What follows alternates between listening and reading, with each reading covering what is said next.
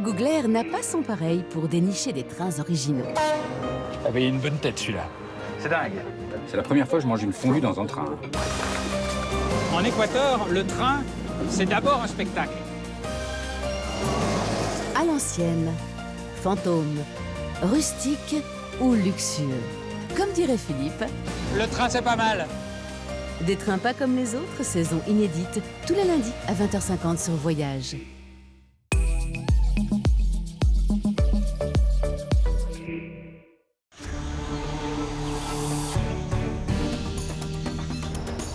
Bienvenue sur la rive sud de la Méditerranée, dans le deuxième plus grand pays du continent africain. Une terre au passé très riche et aux paysages magnifiques.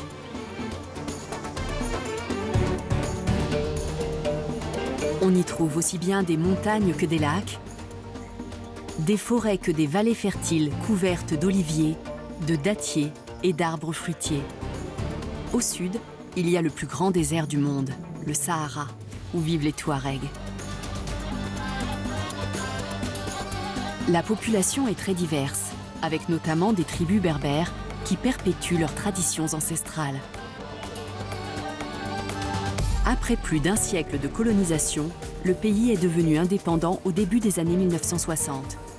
Son ascension, alimentée par ses ressources pétrolières, a été longue et chaotique. C'est une nation encore relativement jeune et un trésor méconnu des voyageurs. Des guides et des experts locaux vont nous faire découvrir l'Algérie secrète.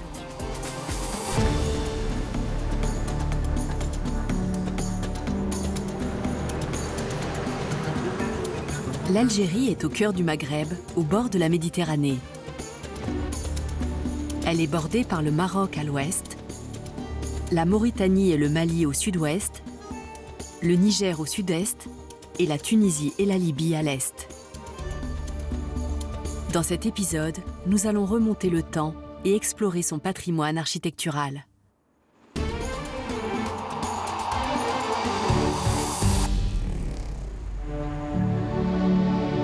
Le pays s'est construit au gré des conquêtes par les Romains, les Arabes, les Ottomans et les Français. Et avant eux, il y a eu une civilisation nord-africaine, le royaume de Numidie.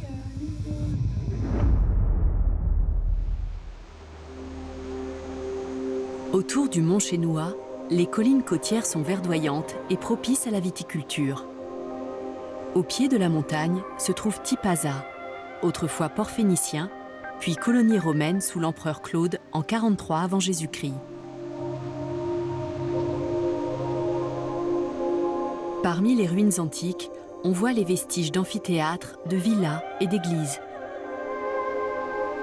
C'est par ici que le christianisme est arrivé en Afrique au IIIe siècle. Il a fallu plus d'un siècle et les 3 guerres puniques contre Carthage pour que Rome s'implante dans cette partie du Maghreb. Il y avait une violente lutte de pouvoir entre Rome et Carthage qui s'est jouée sur le sol de l'actuelle Tunisie. C'était un combat à mort entre la République romaine en plein essor et Carthage. Il y a eu 3 grandes guerres, dont la dernière s'est soldée par la défaite et la mise à sac de Carthage en 146 avant Jésus-Christ. Ça a permis à la civilisation romaine de se propager en Afrique du Nord. Les Romains ont occupé les anciens territoires puniques et ont peu à peu avancé vers l'ouest jusqu'à la Numidie, c'est-à-dire l'est de l'Algérie et plus loin l'actuel Maroc. Ce processus a été graduel et méthodique parce qu'il y avait déjà un royaume dans la région, celui de Numidie, avec une architecture très importante.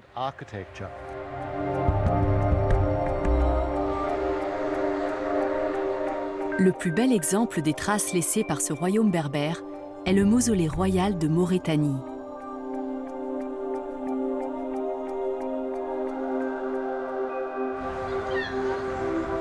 Ce tumulus de pierre est le tombeau du souverain numide Juba II et de son épouse, Cléopâtre Sélénée II, la fille de Cléopâtre et de Marc-Antoine. Le mausolée royal mêle clairement plusieurs influences.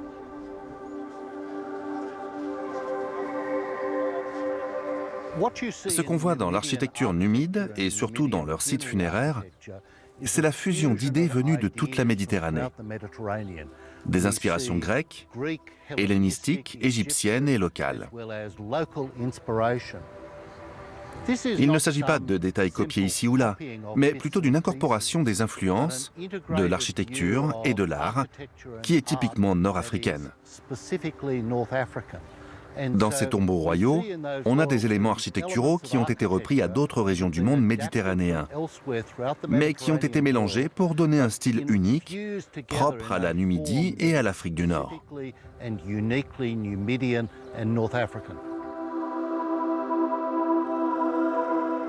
Les Ottomans qui ont régné sur l'Algérie au XVIe siècle ont appelé cet endroit le tombeau de la chrétienté, car il y avait un motif en croix à l'entrée. Ils ont ordonné sa destruction, mais leurs ouvriers ont été tués par un essaim d'abeilles. Après cet incident, le mausolée a eu la réputation d'être maudit. Il est toujours debout et reste un site très aimé des habitants.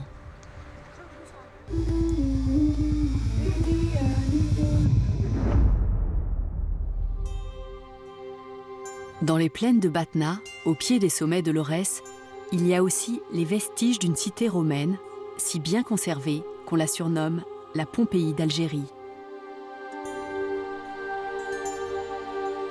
Timgad est l'un des joyaux archéologiques du pays. La cité a été fondée en 100 après Jésus-Christ par l'empereur romain Trajan. À l'origine, c'était un campement pour les soldats de la 3e Légion Auguste. Ensuite, toute la région a prospéré grâce à la fertilité des hauts plateaux, notamment pour la culture du blé. Plus tard, l'huile d'olive est devenue l'une des principales ressources de l'économie locale.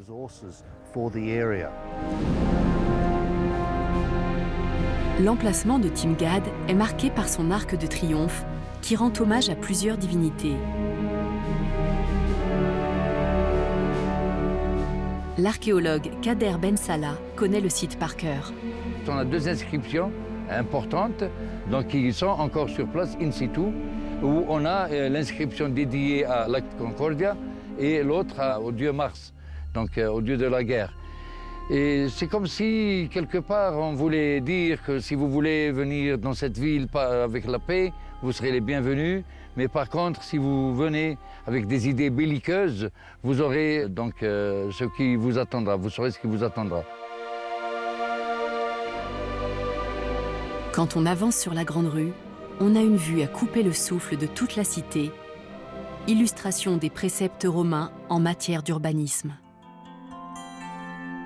Le plan de Timgad est un carré parfait, composé de 111 pâtés d'habitations et de bâtiments publics. Elle est traversée par 2 voies principales perpendiculaires. Cette ville a été construite selon un plan typiquement romain, c'est-à-dire 2 voies principales qui est le Decumanus Maximus et le Cardo Maximus, qui sont les axes des 4 points cardinaux. Donc ils font le nord-sud pour le Cardo Maximus et l'est-ouest pour le Decumanus Maximus. Alors, les 2 voies se rencontraient au niveau du Forum, qui est la place centrale de la ville et où c'est le cœur battant de la ville, où on a une basilique judiciaire, une curie et aussi le Capitole. La vie publique s'articulait autour du Forum. C'était à la fois un lieu de réunion et un marché. Le temple célébrait l'empereur Trajan et ses victoires militaires. Ensuite, il y avait le Capitole, un immense édifice religieux consacré à Jupiter, Junon et Minerve. 14 thermes romains se trouvaient à Timgad. Ils servaient notamment aux voyageurs qui arrivaient dans la cité.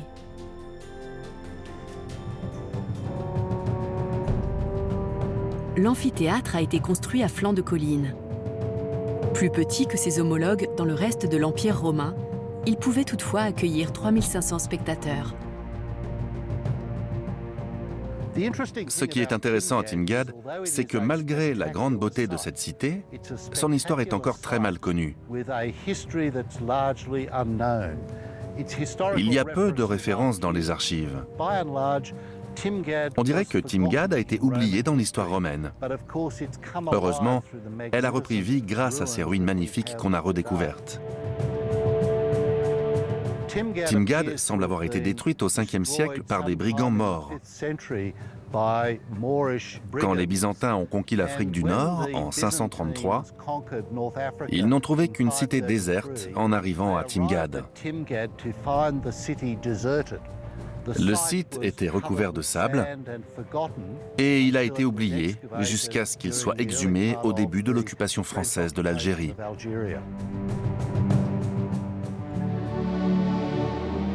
Les ruines romaines sont magnifiques.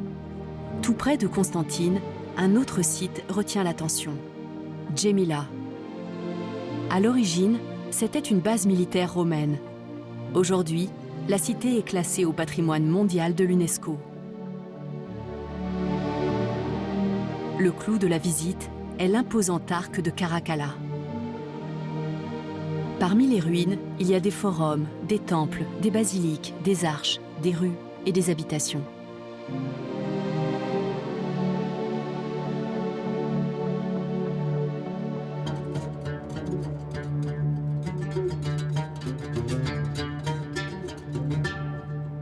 Djémila reste l'un des meilleurs exemples de la manière dont les Romains ont su adapter leur architecture à des reliefs montagneux.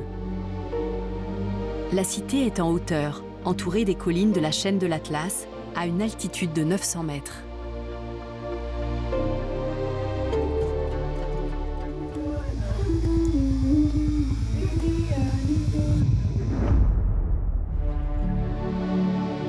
Les premiers à avoir vécu en Algérie sont les Berbères. Et quand l'islam a conquis l'Afrique du Nord au 8e siècle, les tribus autochtones se sont converties à la nouvelle religion. Dans les villes isolées du Sahara, cette fusion de deux cultures a donné naissance à des sites hors du commun.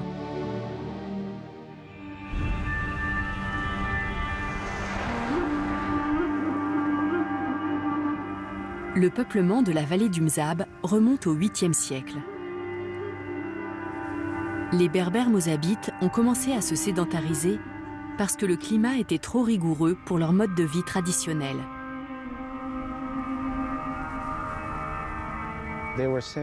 Ils étaient semi-nomades, c'est-à-dire qu'ils n'avaient pas d'agriculture permanente. Ils se déplaçaient constamment dans le Mzab. Ils n'en sortaient jamais. Ils n'avaient pas de palmeraies, pas de ville. À l'époque où ils étaient semi-nomades, il y avait beaucoup moins de sources d'eau dans la région. C'est ce qui les a poussés à se sédentariser. Le plus important pour eux, c'était de résoudre le problème de l'eau et de trouver des sources et des systèmes durables pour avoir un approvisionnement régulier et une agriculture stable.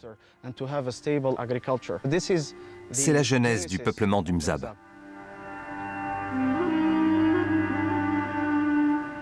Dès que les tribus berbères se sont installées, elles ont fondé 7 cités, dont 5 principales. Gardaïa, Beni Isgen, Bounoura, Melika et El Atef.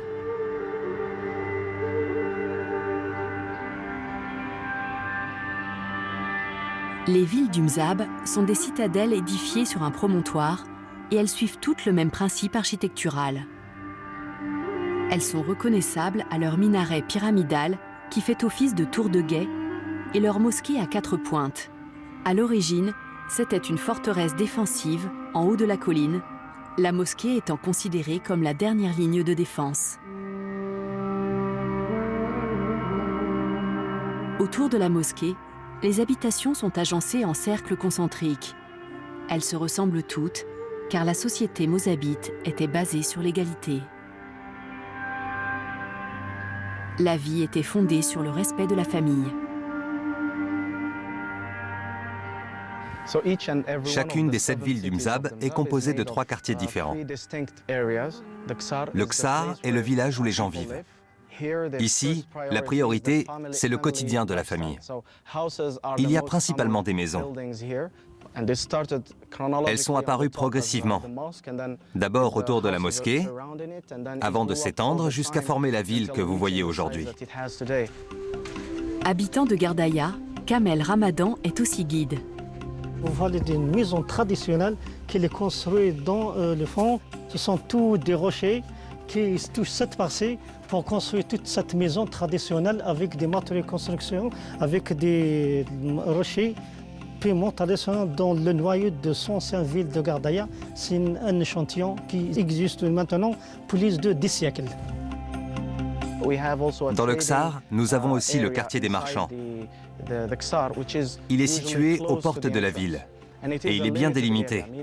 Ça veut dire que dans le reste du village, c'est interdit d'ouvrir un commerce. Parmi les coutumes traditionnelles ici, toute cette partie c'est spécialement pour le commerce, pour les activités commerciales et activités voilà. Dans l'ancienne ville, c'est uniquement la mosquée, l'école coranique et aussi les habitations, plus de 9000 habitations pour minimiser le bruit et aussi pour faire l'intimité totale. C'est pour cela qu'ils ont fait cette séparation.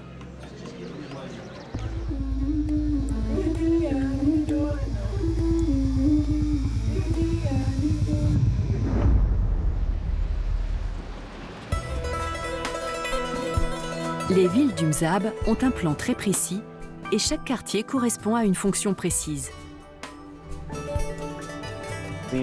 La deuxième partie de la ville, c'est la palmeraie.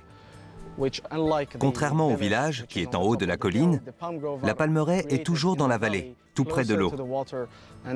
C'est là que le système de distribution a été développé. Je tiens à préciser que ces palmeraies ont été créées de toutes pièces. Elles ne sont pas apparues dans une oasis naturelle du désert.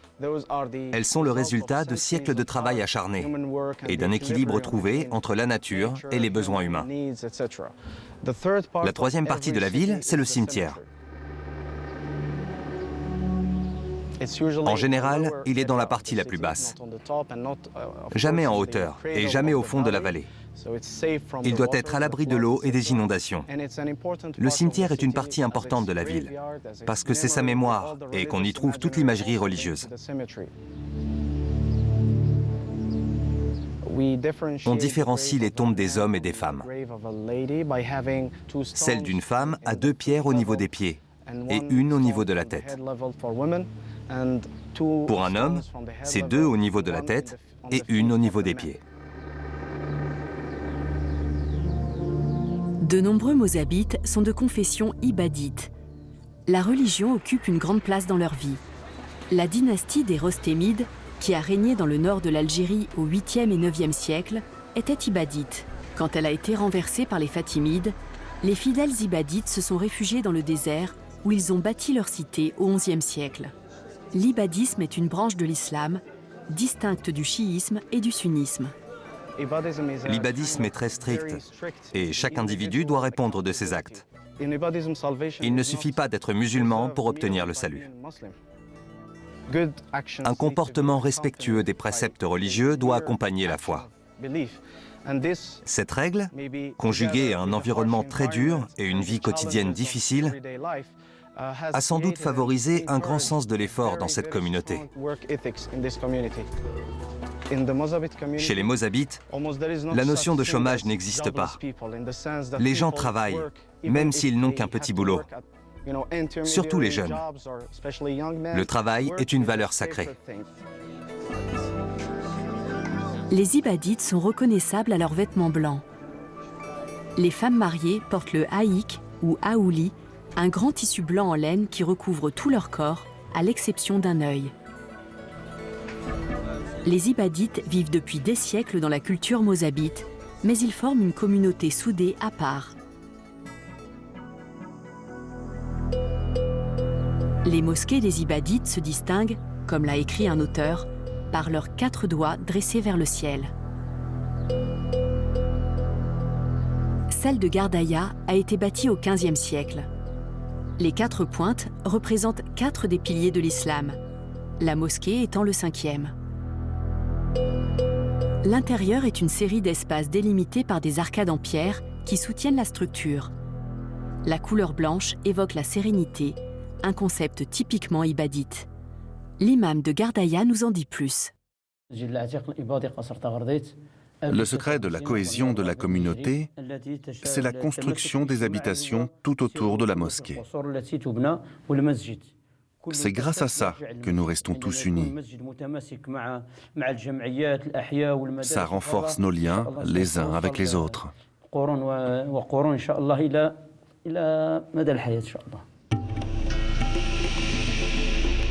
Dans la ville voisine d'El Atef, la mosquée est très originale. C'est un édifice austère, à moitié enterré dans le sol. Sa conception reflète l'unité de la communauté. Brahim Hadji, guide touristique, nous l'a fait visiter. Alors ici, on est dans le monument de Amir Brahim, un monument qui est conservé ou bien fait pour les prières. Et ce qu'on voit derrière moi, c'est le mihrab, plutôt le minaret, où le muezzin ou bien la personne va appeler à la prière. Et juste à côté, le mihrab, donc le mihrab pour la destination de la Mecque. L'imam, il est là, donc les gens derrière, pour faire la prière. Et si on va légèrement derrière, pour voir derrière ce muret, vous avez la tombe du sage ou bien de l'imam, Amir Brahim toujours. Là, à ma gauche, et ce que vous voyez, donc là où l'imam va s'asseoir pour le prêche ou bien pour lire le Coran. Cette partie que vous voyez ici, c'est un compartiment pour hommes. À ma droite maintenant, c'est le compartiment des femmes. D'habitude, il y a une isolation entre les deux compartiments. Là, et ce que vous voyez à l'entrée, donc les gens vont laisser les chaussures à l'extérieur pour passer ou bien pénétrer dans le bâtiment. Donc, il y aurait des tapis au sol. Et ce qu'on voit là, à ma droite, ces ouvertures pour les livres de Coran. Et ce que vous voyez ici, cette entrée ou bien cette ouverture, est le premier compartiment des femmes. Et vous avez la deuxième qui est par-dessus, là à ma droite. Et là, ici, c'est l'entrée des femmes. Ce bâtiment, vu son architecture, il a inspiré beaucoup d'architectes contemporains. Là, ce que vous voyez par exemple, ces ouvertures ici, c'est des ouvertures de climatisation, ainsi de capter la lumière. Et ainsi, les piliers que vous voyez, donc des positions différentes, ça donne un sens d'intimité, donc une sorte de rideau entre l'extérieur et l'intérieur. Donc ici, quelque part dans ce coin-là, vous n'avez pas une vue sur l'extérieur. Automatiquement, ça serait l'inverse, de l'extérieur vers l'intérieur. La mosquée Sidi Brahim a été bâtie au XVe siècle et elle est classée au patrimoine mondial de l'UNESCO. C'est un édifice aux lignes pures et futuristes. Elle a servi d'inspiration à l'architecte Le Corbusier pour une chapelle en France.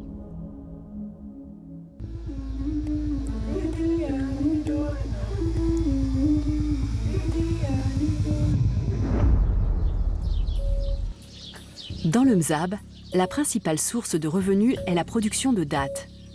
Il y a environ 60 000 palmiers dattiers dans la vallée. La récolte se fait en août, mais il faut entretenir les arbres toute l'année, notamment pour faire la pollinisation à la main et l'élagage.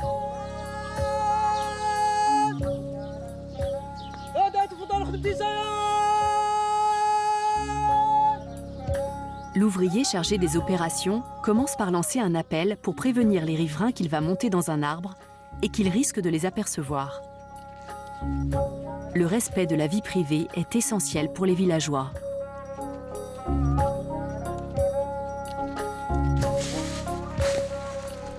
Est en train de répartir ces régimes de dattes, donc qui commence à peser un petit peu lourd sur le palmier. Donc il va essayer de répartir et de partager le poids des régimes de dattes sur les branches de palmier. Et ce qui n'est pas bien formé comme régime de dattes ou bien de dattes, automatiquement il va les couper comme vous les voyez. La couronne de feuilles est souvent très large et les palmes ont de longues épines à leur base.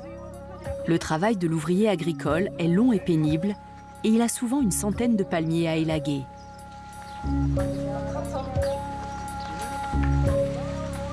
Les palmiers fournissent une matière première précieuse et rare pour les constructions. Les branches coupées serviront forcément plus tard.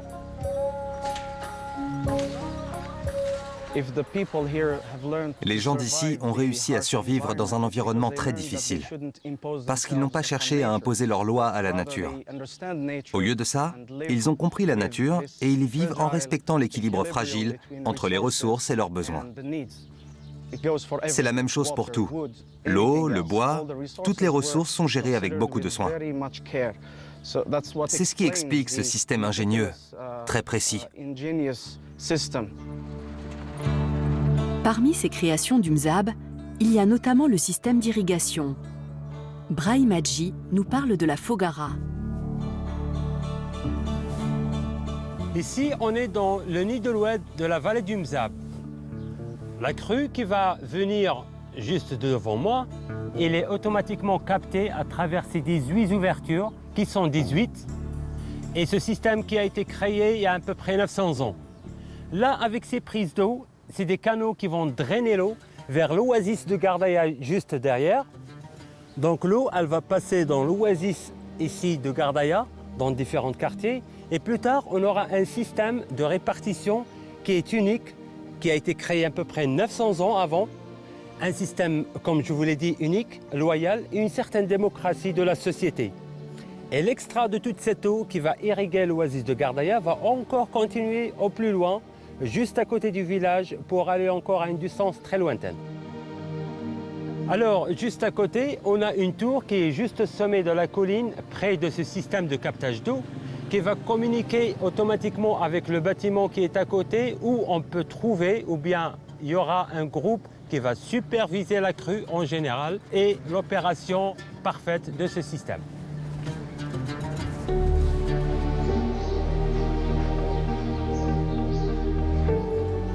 Donc ici, on est dans une ruelle, juste à côté de la sortie ou bien de ces canaux automatiquement. Donc l'eau, elle va passer à travers ou bien dans ce sens-là, tout au fond de cette ruelle.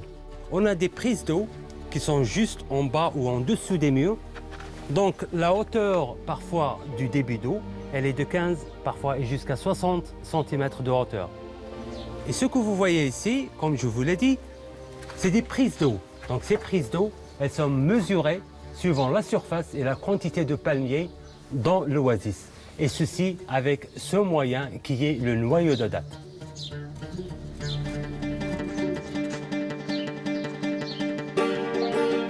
Pour voir d'autres innovations architecturales inspirées par les contraintes du Sahara, il faut poursuivre sa route plus de 500 km vers le sud-ouest, dans le désert, pour explorer l'étrange ville de sable rouge de Timimoun, dans la province de l'Adrar.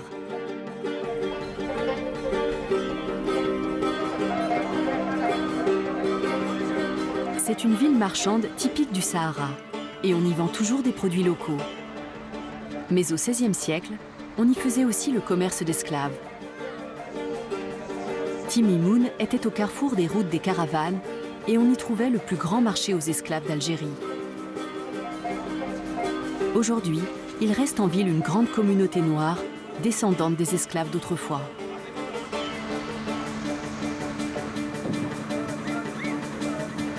Comme à Gardaïa, l'architecture est très particulière. Les édifices en terre ocre sont nés du climat impitoyable et de l'ingéniosité des hommes.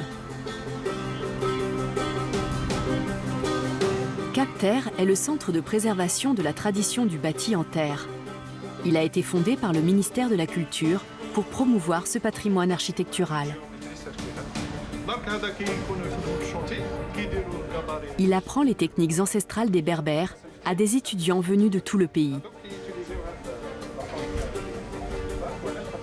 Aujourd'hui, on a eu la chance de venir au Cap Terre pour réellement découvrir, prendre conscience des techniques ancestrales qui ont permis à nos ancêtres de bâtir ces merveilleux chefs-d'œuvre architecturaux et artistiques et qui sont parfaitement adaptés à notre culture et à notre climat. C'est de notre devoir de préserver tout ce patrimoine, toute cette culture et cette diversité. Les plus belles réussites de l'architecture berbère sont sans doute l'Exour, bâti par les Zénètes, des tribus berbères qui contrôlaient la région à l'époque. Un ksar est un village fortifié.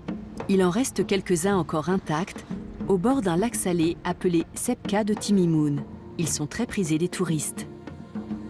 Yasmine Terki est la directrice de Cap Terre.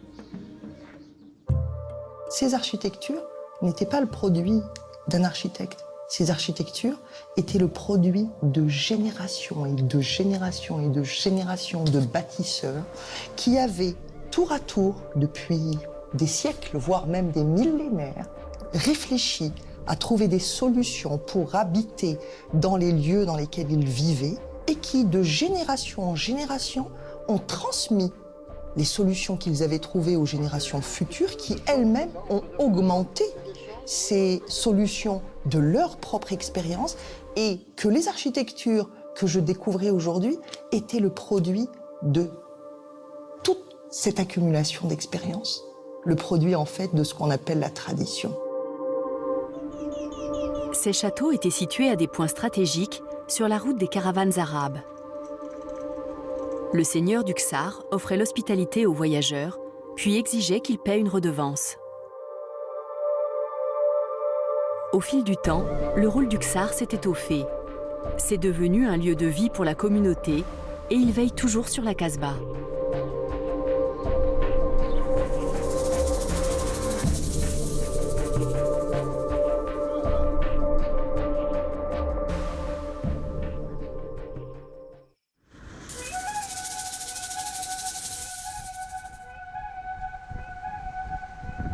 À cause de l'aridité de la région, les nomades qui vivent dans le désert dépendent des rares ressources naturelles. Ces fermiers berbères préparent leur pain traditionnel appelé taguela. La pâte à base de semoule de blé est longuement pétrie et façonnée en forme de disque plat avant d'être cuite sous le sable chaud, les braises et la cendre.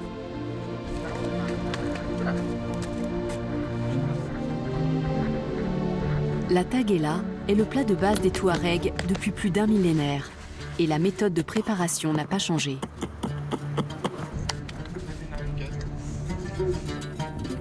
On le sert avec du thé brûlant.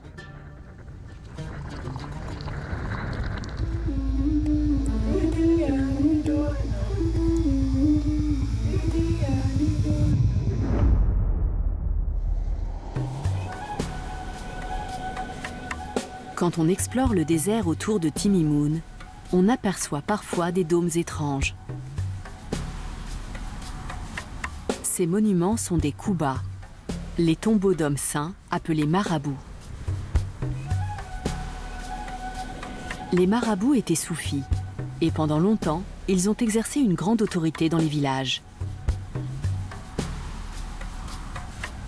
Ils arbitraient les conflits terriens entre les clans et assuraient la cohésion de la population en temps de guerre. Ils étaient tenus en haute estime par tout le monde, comme le prouvent ces monuments à leur mémoire.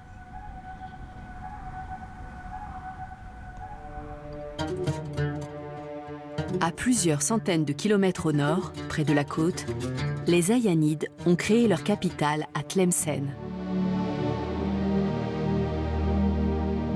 Leurs ennemis jurés étaient les Myrinides, basés à Fès, dans l'actuel Maroc. Les souverains des deux dynasties rivales se sont affrontés dans deux cités fortifiées voisines, dont les vestiges sont encore visibles aujourd'hui. Tlemcen a été la capitale du Maghreb central, c'est-à-dire de l'Algérie. À l'époque, l'Algérie était appelée Maghreb central. Le Maroc était le Maghreb et la Tunisie était l'Ifriqiya. Tlemcen était la capitale du pays. Tout le commerce entre l'Afrique et l'Europe passait par Tlemcen. C'était un carrefour. Comme c'était un point stratégique pour le commerce, Tlemcen est devenue la cible des dynasties qui se battaient pour la domination de l'Afrique du Nord au Moyen-Âge. La dynastie berbère des Iyanides a transformé Tlemcen en une cité royale magnifique. Quand les Iyanides ont établi leur dynastie, ils ont bâti le château qu'on appelle Palais El Méchoir.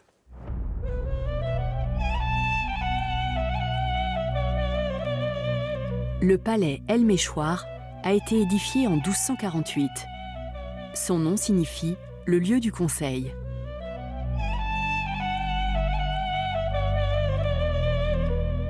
C'est un complexe palatial avec une impressionnante citadelle où se réunissaient les ministres royaux.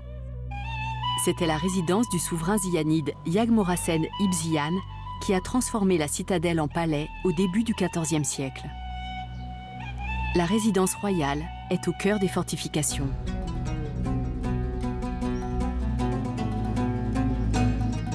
Il y avait 4 bâtiments et celui-ci était réservé au roi. Par le jardin agrémenté d'une fontaine, on accédait au diwan, la salle du conseil, et au harem à l'étage. De chaque côté, il y avait les suites royales, occupées en fonction de la saison. La suite hivernale est en pierre et celle d'été en marbre, pour être plus fraîche. Le style architectural est andalou et islamique, avec des inscriptions coraniques. Le bâtiment a dû être restauré après les traces laissées par des siècles de guerre et de soulèvements. Les dalles d'origine ont été laissées visibles pour faire la différence entre les parties anciennes et celles qui ont été reconstruites. Plusieurs longs tunnels blancs ont été découverts. L'un d'eux permettait au roi d'atteindre la mosquée et un autre de s'échapper en cas de danger. À la fin du XIIIe siècle, à l'époque où Tlemcen a été assiégée par les Mérinides, la cité était réputée imprenable, notamment grâce à ses fortifications épaisses qui ont su résister au temps.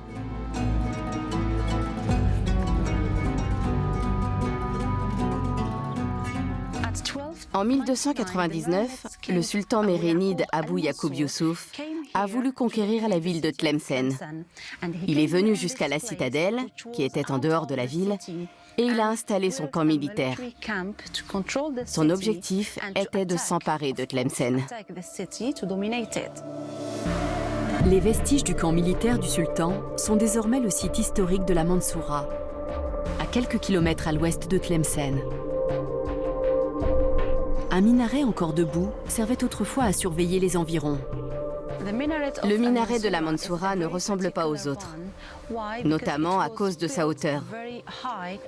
À l'origine, il mesurait 45 mètres et il permettait au souverain de voir tout ce qui se passait en ville.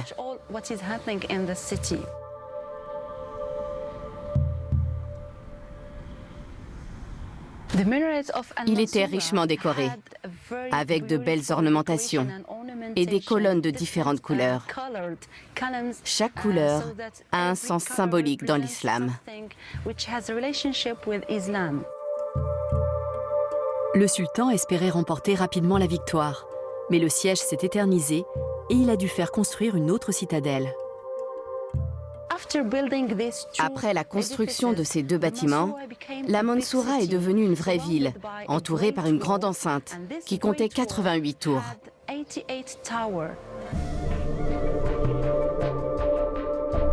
Ensuite, une grande mosquée a été construite. Elle s'élevait autrefois dans cette cour. Sa présence a transformé la citadelle militaire en véritable ville. L'entrée de la mosquée était à un endroit inhabituel.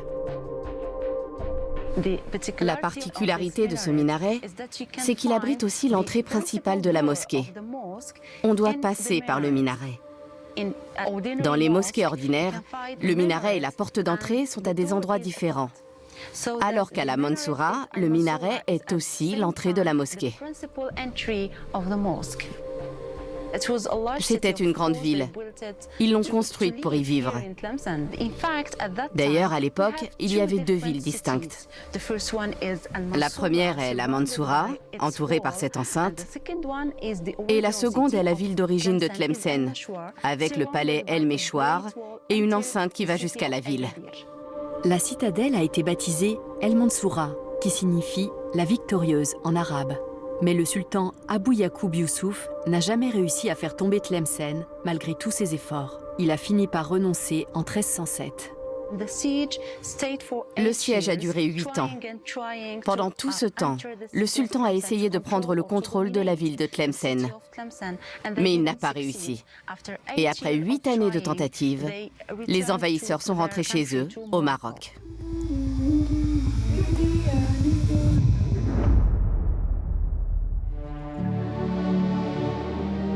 XVIe siècle, l'Empire ottoman était l'une des grandes puissances de Méditerranée. Sur une période de plusieurs siècles, il a bâti de nombreux palais en Algérie. Son empreinte est notamment visible à Alger. La Casbah, ou vieille ville, a été fondée au Xe siècle, mais elle a pris son essor à l'époque ottomane.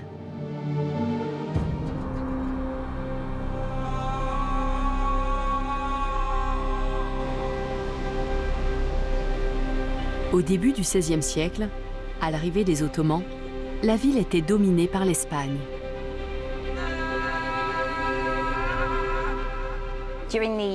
Pendant la première partie du XVIe siècle, tout le bassin méditerranéen était un champ de bataille dans la guerre entre les Espagnols et les Ottomans. Les deux puissances ont commencé à conquérir l'Afrique du Nord. Et les Espagnols ont pris le pouvoir sur plusieurs endroits de la côte, dont Alger. Ils ont bâti une forteresse appelée El Peñón, sur l'îlot en face de la ville, ce qui leur a permis de pointer leurs canons sur Alger. Près d'Alger s'élève la statue de l'un des héros des Algérois, Khayr ed-Din Barberousse. Corsaire comme ses deux frères, il a repoussé la tentative d'invasion des Espagnols contre Alger. Les frères Barberousse étaient à la solde du sultan ottoman Sélim Ier, qui finançait leurs expéditions et faisait la guerre aux chrétiens dans tout le bassin méditerranéen. Les frères Barberousse étaient connus pour leurs raids sanglants contre les communautés chrétiennes sur la terre ferme, mais aussi leur agressivité sur les flots. Ils n'hésitaient pas à capturer des soldats et des marins pour les réduire en esclavage. L'archéologue Ramzi Turk nous en dit plus. Les frères Barberousse étaient une force navale très répandue et très célèbre dans la Méditerranée. Ils ont réussi à faire beaucoup de dégâts aux navires chrétiens. Il a capturé beaucoup de personnes nobles comme des captifs. Il les a envoyés au sultan ottoman. Des cadeaux ou des récompenses. Deux des frères, Harouj et Ishak, ont été tués. Mais le troisième, Khayr ed-Din, a triomphé. Pendant la régence d'Alger, de 1518 à 1830, la ville était intégrée à l'Empire ottoman. Khayr ed-Din a pris le contrôle des territoires algériens et il a décidé de chercher la reconnaissance auprès du sultan ottoman, qui l'a nommé gouverneur ottoman de la région. Il a dépêché une délégation à Istanbul et en retour, le sultan lui a envoyé une lettre d'investiture qui a fait de lui le pacha ottoman d'Alger et des territoires environnants. Territoires qui, je le rappelle, étaient très vastes à l'époque.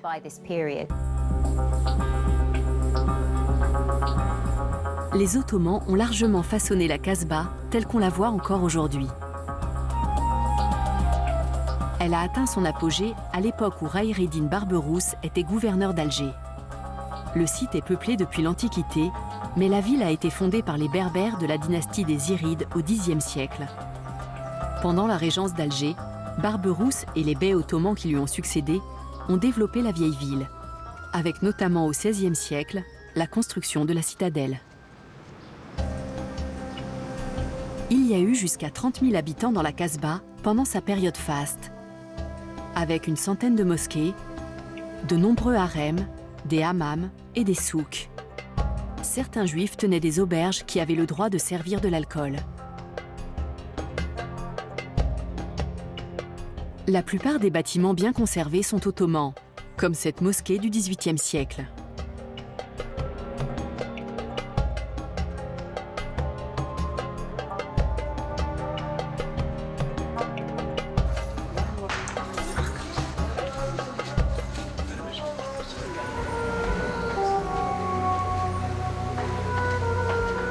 Le palais Dar Aziza date du XVIe siècle.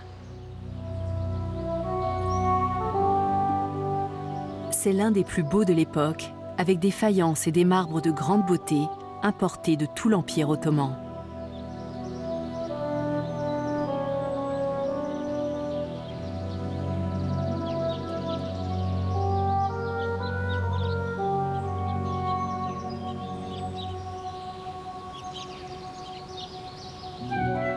Son architecture est typiquement mauresque, avec un plan très précis. La cour centrale donne de la fraîcheur et de l'espace au palais. Le premier niveau est pour les invités et le second pour la famille.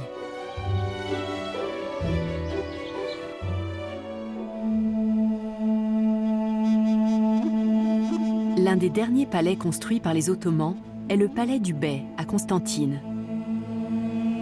Il a été bâti juste avant l'arrivée des Français.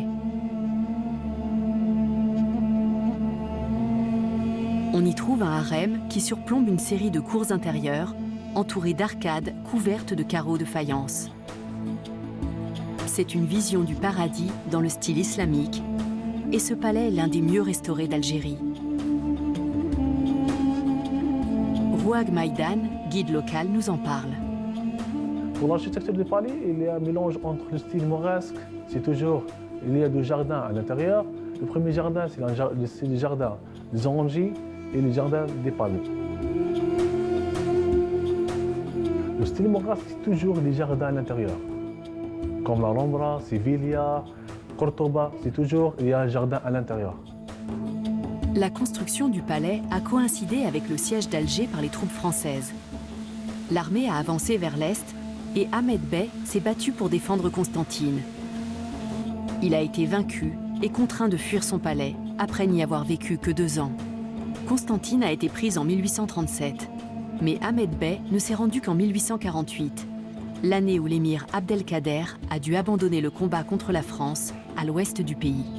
Après l'indépendance en 1962, l'armée algérienne a fait du palais son quartier général.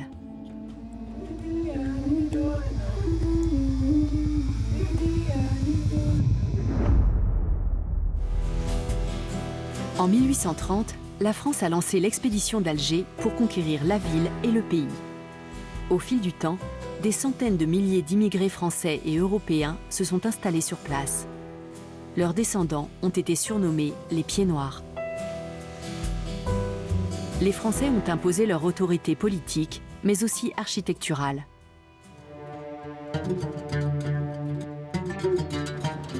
La colonisation française a duré 132 ans et a laissé son empreinte. La capitale, Alger, surnommée El Djezaïr, est toujours le pôle commercial de l'Algérie et sa population est majoritairement musulmane. L'architecture et l'atmosphère mêlent des influences venues d'Europe, d'Afrique et d'Orient, nées d'un passé de conquête et de colonisation. Le plan de la ville dévoile justement ces différentes facettes. Le front de mer surélevé est très français, avec ses avenues et ses places publiques. À l'exception de la Casbah, Alger ressemble beaucoup aux grandes villes du sud de la France. Akli Amrouche, spécialiste en architecture, nous parle de l'organisation de la ville. Les Français, quand ils sont venus, la première chose, c'était bien entendu d'occuper les lieux militairement. Toute la basse Casbah a été détruite pour faire place à un champ de manœuvre pour les militaires. Et puis on a commencé à faire des percées et ouvrir des rues pour commencer l'urbanisation. Et on a construit comme ça Alger successivement sur un plan style haussmannien, avec des immeubles de type classique, avec un sous-bassement, en arcade, un corps très décoré. Le Théâtre national d'Algérie a été l'un des premiers édifices bâtis au début de la colonisation française dans un style très européen.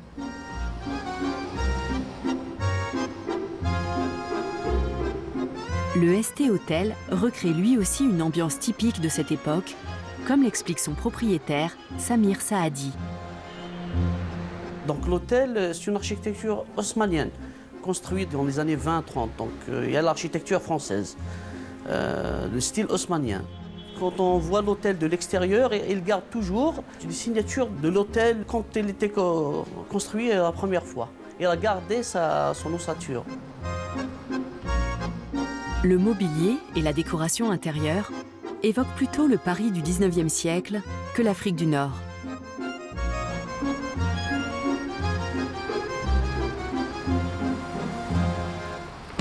Au début du XXe siècle, les Algériens ont aussi cherché à intégrer dans leur environnement urbain d'autres éléments de leur passé. C'est ainsi qu'on trouve à Alger des bâtiments apparus sous la colonisation française, mais avec des motifs néo-mauresques. Les styles andalous et mauresques témoignent du passé islamique de la ville. La Grande Poste en est l'un des meilleurs exemples. Elle a été conçue en 1910 par 2 architectes français et elle est dans un style néo-mauresque. De nombreuses manifestations se sont déroulées à ses pieds et elle reste un point de ralliement pour toute la population algéroise. Pendant les dernières décennies de la colonisation, les Français ont construit à Alger plusieurs bâtiments de style moderniste, comme cet immeuble d'habitation inspiré par Le Corbusier.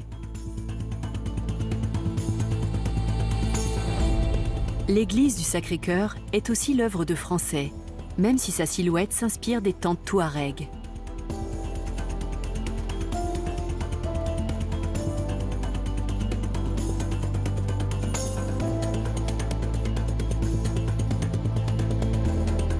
Finalement, en 1962, sous l'autorité du général de Gaulle, la France a signé l'indépendance de l'Algérie, après 8 ans d'une guerre meurtrière. Pendant la colonisation française, de nombreuses mosquées ont été converties en églises. Après l'indépendance, elles ont fait le chemin inverse. C'est le cas de celle-ci, à Alger, qui était devenue l'église de Saint-Philippe au XIXe siècle. Aujourd'hui, c'est la mosquée Ketchaoua, symbole d'une Algérie qui reprend en main son passé précolonial.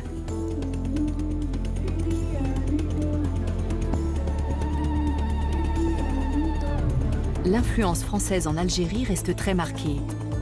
Mais le patrimoine architectural du pays reflète toutes les cultures, riches et variées, qui l'ont façonné au fil du temps.